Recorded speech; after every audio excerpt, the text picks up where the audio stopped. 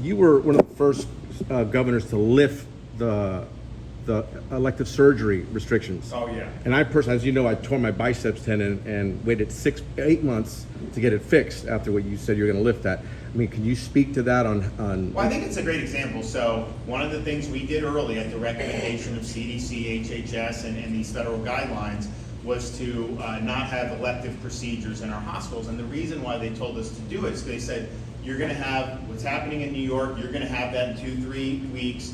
Your hospitals are going to be overwhelmed with COVID patients. You're not going to be able to have someone do shoulder surgery. There's not going to be enough beds. So that's what they were saying.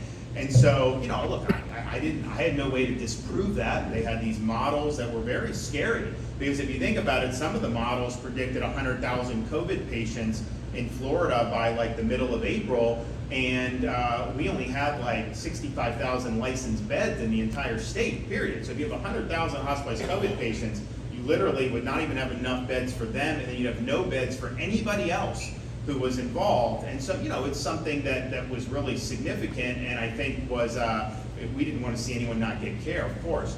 So we did, but then what happened is as we got into April, they had all these projections, none of them were right.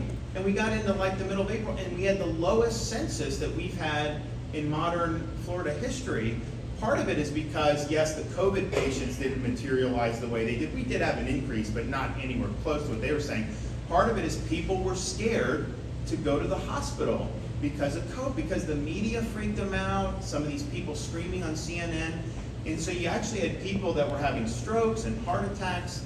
They were more scared of going in because of COVID than they were of sitting there suffering. And so you had, and then we ended up getting back quicker than most states. So I was in a situation, I'm like, okay, they tell us to do this isn't working. So we lifted it.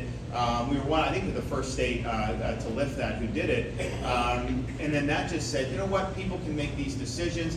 And then when we had the first kind of real COVID wave that we had, which is the summer of 2020, they were saying, you got to limit elective procedures. I was like, I'm not doing that. I was like,